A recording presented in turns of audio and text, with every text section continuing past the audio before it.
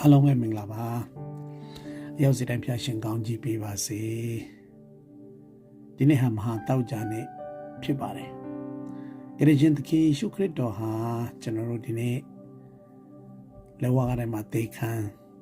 ပြီးတော့ကျွန်တော်အပြစ်အားလုံးကိုယူဆောင်ပြီးတော့မလက်ဝါးကထဲမှာသေခံတဲ့ရက်ပဲဖြစ်ပါတယ်ဒီနေ့သခင်ယေရှုပြောခဲ့တဲ့စကားခုနဲ့ကျွန်တော်ဆင်ခြင်ခွာယူဖို့ဖြစ်ပါတယ်ရှင်လောကခရစ်ဝါခန်းကြီး23ငွေ34ထဲမှာအိုဘာသူတို့အပြစ်ကိုလွတ်တော်မူပါသူတို့ဒီကိုပြုတော်မူကိုမတိကြဟု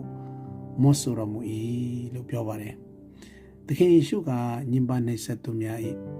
ကိုလွတ်ခြင်းအတွက်ဆုတောင်းပြီးဆင်းရဲဒုက္ခကြုံရစဉ်ပင်သူ့ရဲ့ခရုဏာ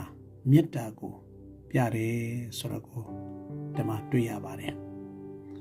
ဒုတိယချက်ကတော့ရှင်လောကခရစ်23အငယ်43ထဲမှာယေရှုကယနေ့တွင်တင်းတင်းငါနဲ့တူပရတိသူ့ပုံ၌ရှိလိမ့်မည်ဟုမိန့်တော်မူတယ်ဒီစကားကလူဆိုးကိုပြောတဲ့စကားဖြစ်ပါတယ်ယာဇဝတတယောက်ကသခင်ယေရှုနောင်တရပြီးတော့မှယာဇဝတကိုထာဝရအသက်နဲ့ရှင်တဲ့ထာဝရအတွက်ဂတိပေးထားခြင်းကိုပေါ်ပြတာဖြစ်ပါတယ်ကျွန်တော်ဒီနေ့ဘလို့လူပဲဖြစ်စေကမူဖျားရှိမှာနောင်တနဲ့ပြန်လာပြီးတော့မှနောင်တနဲ့သွားမယ်ဆိုရင်ကျွန်တော်ခွင့်လက်ချင်းရမယ်ဆိုတော့ကိုဒီနေ့လူဆိုးကြီးဒီယေရှုသားတယောက်ကိုထာဝရအသက်နဲ့အမခံပေးတဲ့ယေရှုခရစ်ကဘလို့လူသားမျိုးမဆိုနောင်တနဲ့ပြန်လာပြီးတော့မှခရစ်တော်ကိုဘုရားသားလို့ယုံတဲ့သူတိုင်းအတွက်ကယ်တင်ခြင်းရှိတယ်ဆိုတော့ကျွန်တော်တွေ့ရပါတယ်နံပါတ်3တစ်ချက်ကတော့ရှောင်းဆက်ကို26ထဲမှာမေတော်အားအချင်းမိတ်မှာတင်းအသားကိုကြည်ပါတပည့်တော်ကိုလည်းတင်းအမိကိုကြည်ပါလို့မှာထားတဲ့စကားပဲဖြစ်ပါတယ်ဆိုတော့တကယ်ရှုကသူ၏မိခင်မာရီကိုတပည့်တော်ယောဟန်ကိုပြုစုဆောင်ရှောက်ရန်အနှင်းပြီးသူ၏မိသားစုကိုခရူးဆိုင်ကြောင်းပေါ်ပြတာဖြစ်ပါတယ်နံပါတ်4ချက်ကတော့ရှမသက်ခရစ်ဝင်ခန်းကြီး29ငယ်46ထဲမှာအကျွန်ုပ်ဘုရားအဘိကြောင့်အကျွန်ုပ်ကိုစွန့်ပစ်တော်မူသည်ဟုဟောပါတယ်အဲ့တော့ကျွန်ုပ်ဒီနေ့သခင်ယေရှုကသူ၏ဆင်းရဲဒုက္ခနဲ့စွန့်ပစ်ခံရခြင်းပြင်းထန်သောဝေဒနာကိုပေါ်ပြတာဖြစ်ပါတယ်ဘုရားခင်ကကျွန်တော်ဒီနေ့သခင်ယေရှုခရစ်ကလက်ဝါးအတိုင်းမှာသေခံတဲ့အခါမှာကျွန်တော်လောကလုံးရဲ့အဖြစ်ကိုယူဆောင်ပြီးတော့မှလက်ဝါးကအတိုင်းမှာအသေးခံရက်ဆက်စွာပြင်းစွာနဲ့ဝေဒနာခံပြီးတော့မှနှိမ့်ဆက်ခြင်းတွေသူ့အပေါ်မှာကျွန်တော်ဒီလောကလုံးရဲ့အဖြစ်ရောက်တဲ့အခါမှာခမဲတော်ကခဏစွန့်နေဆိုတော့ကိုတွေ့ရပါတယ်ဒါကြောင့်ကျွန်တော်ဒီနေ့ကျွန်တော်အပြစ်ရှိသမျှအားလုံးကိုယေရှုခရစ်ကကျွန်တော်ကိုယ်စားသေပြီဖြစ်တယ်ဒါကြောင့်ကျွန်တော်လွတ်မြောက်ဖို့ဖြစ်တယ်ကျွန်တော်ဒီနေ့အပြစ်ထဲကနေပြီးတော့မှလွတ်မြောက်ဖို့ယေရှုခရစ်တော်လက်ဝါးကတိုင်မှာဘုရားကခမဲတော်ဘုရားကစွန့်နေဆိုတော့တွေ့ရပါတယ်ဒီနေ့ကျွန်တော်လွတ်မြောက်ဖို့ဖြစ်တယ်ဒီနေ့အသစ်တော်တက်တာနဲ့အသက်ရှင်ဖို့ဖြစ်တယ်ဆိုတော့ကျွန်တော်နံပါတ်4ချက်နဲ့ကျွန်တော်တွေ့ရပါတယ်နံပါတ်5ချက်အနေနဲ့ကတော့ရင်ငတ်သည်လို့ရှင်းဟန်အခန်းကြီး29:28ထဲမှာပြောပါတယ်ယေရှုကသူ၏ရုပ်ပိုင်းဆိုင်ရာနဲ့ဝိညာဉ်ရင်ငတ်ခြင်းကိုရောင်ပြန်ဟတ်တာပြင်းထန်သောဝေဒနာကိုသူခန္ဓာရင်ရှိပုံကိုမိမောင်းထုတ်ပြခြင်းဖြစ်ပါတယ်ဆိုတော့ဒီမှာရင်ငတ်တယ်လို့ပြောတဲ့အခါမှာသူကတညာလုံးနှိမ့်ဆက်ခံပြီးတော့မှဒီလိုမျိုးနှိမ့်ဆက်တဲ့အခါမှာလူသားတရားမှာတရားဖြစ်သောကြောင့်သူကရင်ငတ်ခြင်းဝေဒနာကိုခံပါတယ်ဆိုတော့ကျွန်တော်ဒီနေ့ရင်ငတ်တဲ့အရာပြောတဲ့အရာကကျွန်တော်ဒီနေ့အသက်တာထဲမှာဆင်ခြင်စရာကကျွန်တော်ဒီရင်ငတ်တဲ့အရာကဒီတကယ်ကိုလည်း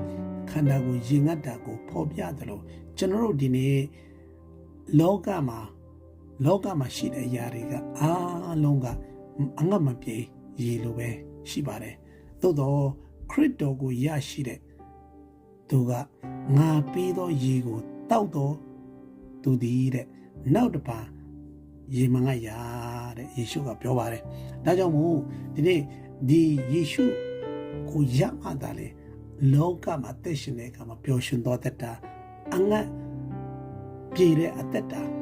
နော်ကျွန်တော်ဒီရရှိခံစားမှာဖြစ်တယ်ဒီယေရှုခံပေးခဲ့တဲ့ရင်ငတ်ခြင်းဟာတင်းနဲ့ကျွန်တော်အငတ်မခံရလေအောင်လောကမှာအဲ့ဒီအငတ်ချင်းနဲ့ကင်းလို့အောင်ယေရှုခံပေးတာဖြစ်ပါတယ်ဆိုတော့ကျွန်တော်ဆင်ခြင်မှုဖြစ်ပါတယ်နံပါတ်6အနေနဲ့ကျွန်တော်ဒီနေ့အမှုပြီးပြီလို့ရှင်ယောဟန်19:30မှာပြောထားပါတယ်ဒီဟာကတခင်ယေရှုရွေးနှုတ်ချက်မှုကိုပြည့်မြောက်ကြောင်းကျင့်ရပြီးတော့မှဘုရားသခင်အစီအစဉ်ပြည့်စုံခြင်းကိုဆိုလိုတာဖြစ်ပါတယ်အမှုပြီးပြီကျွန်တော်ဝကြွေးဝနာကျွန်တော်လှုပ်ဆောင်တဲ့အပြစ်အားလုံးသူ့ရဲ့အလုပ်ကိုပြီးကြောင်းကိုကျင့်ရတာဖြစ်ပါတယ်အဲ့တော့ဒီအမှုကသူ့အားလုံးပြီးစီကြောင်းယေရှုကသာကျွန်တော်ကိုယ်စားအသေးမခံဘူးလေဝါကတိုင်းမှာအမှုပြီးပြီလို့မကြွေးကြော်ဘူးဆိုရင်ကျွန်တော်ယခုကျွန်တော်ဆက်ပြီးတော့မှလုံအောင်ပါပဲကိုယ့်ရဲ့ကြိုးစားခြင်းနဲ့လှုပ်ဆောင်နေအောင်ပါပဲကိုယ့်ရဲ့လှုပ်ဆောင်ခြင်းမလို့ပဲနဲ့ယေရှုအားလုံးလေဝါကတိုင်းမှာလှုပ်ဆောင်ပေးခဲ့ပြီးအမှုပြီးပြီလို့ပြောတာဖြစ်ပါတယ်ချစ်တော်ယူမောင်မတို့ဒီနေ့ဒီနေ့ကျွန်တော်တခင်ယေရှုလေဝါကတိုင်းမှာအသေးခံခြင်းအဖြစ်အမှုပြီးပြီလို့ပြောတော့ကြောင့်ဒီနေ့ကျွန်တော်ဟာလွန်မြောက်စေဖို့ရအတွက်ဖြစ်တယ်ဒီနေ့ကျွန်တော်အပြစ်နွမ်းထဲမှာတင်နေဖို့မဟုတ်တော့ဘူးလွန်မြောက်တော့သူကတော့တရှင်ဖို့ဖြစ်တယ်ဆိုတော့အားပေးချင်ပါတယ်နောက်ဆုံးအနေနဲ့နံပါတ်9အနေနဲ့ဟိုဘာအကျွန်ုပ်ဒီစေဝင်ကိုရိုနာအဘအီလို့ရှင်လောကခရစ်ခန်းကြီး23အငယ်46မှာပြောထားပါတယ်ဆိုတော့သခင်ယေရှုကသူ့ဝိညာဉ်ကိုခမဲတော်ဖျားထားမှာအနှင်းပြီးတော့မှငြိမ်သက်စွာနဲ့အသက်ချုပ်တယ်ဆိုတော့ကိုကျွန်တော်တို့ဒီနေ့တွေ့ရပါတယ်သခင်ယေရှုကလူများတတ်လို့တည်တာမဟုတ်ပဲနဲ့ကိုသူ့ကိုယ်သူအသက်ဆွနေလို့ပြောပါတယ်အမှုအလုံးစုံကိုပြီးတော့မှအသက်ကိုဆွနေလို့အသက်ချုပ်တယ်လို့ပြောပါတယ်နော်ဆိုတော့ကျွန်တော်ဒီနေ့ကယ်တင်ရှင်ယေရှုခရစ်တော်ဟာဒီနေ့ဟာကျွန်တော်ယုံကြည်သူများအားလုံးအတွက်တော့ Good Friday လို့ကျွန်တော်ပြောကြပါတယ်ဒါပေမဲ့အဲ့ဒီအချိန်မှာသခင်ယေရှုလက်ဝါးကတိုင်မှာအသေးခံတဲ့အချိန်မှာတော့သူ့အတွက်က Good Friday တော့မဟုတ်ပါဘူး Good Friday ဖြစ်ရတဲ့အကြောင်းရင်းကကျွန်တော်ယေရှုခရစ်ကိုယုံကြည်လက်ခံတဲ့ဖျားသားသမီးအားလုံးအတွက်ကျွန်တော်ဒီနေ့ Good Friday လို့ဒီနေ့တတိယအောင်မေဘရမှာဒီယာကိုအမြဲတမ်းဆင်ခြင်ရခြင်းသိရခြင်းကျွန်တော်ဟောပြောရခြင်းဒီယာအားလုံးဟာသခင်ယေရှုလှုပ်ဆောင်ပေးခဲ့ရတာကြောင့်ဖြစ်ပါတယ်ဒါကြောင့်မို့ဒီနေ့ကျွန်တော်လေဝါကတိုင်မှာယေရှုခရစ်တော်အသေးမခံဘူးဆိုရင်ကျွန်တော်ကအဖြစ်ငရေးထဲမှာပဲကြာရောက်မယ်သူတွေဖြစ်ပါတယ်သို့တော့ကျွန်တော်လေဝါကတိုင်မှာအသေးခံပေးခြင်းအဖြစ်ကျွန်တော်ဒီနေ့ကျွန်တော်လွန်မြောက်ဖို့အကြောင်းဖြစ်တယ်ဆိုတော့ဒီနေ့ကားတိုင်းဘောကသခင်ယေရှုစကားခုနှစ်ခွန်းနဲ့ဒီနေ့ဆင်ញင်မှုဖြစ်ပါတယ်အရောက်ချင်းစီတိုင်းပေါ်ဖျားခင်ထူကောင်းကြည့်ပေးပါစေ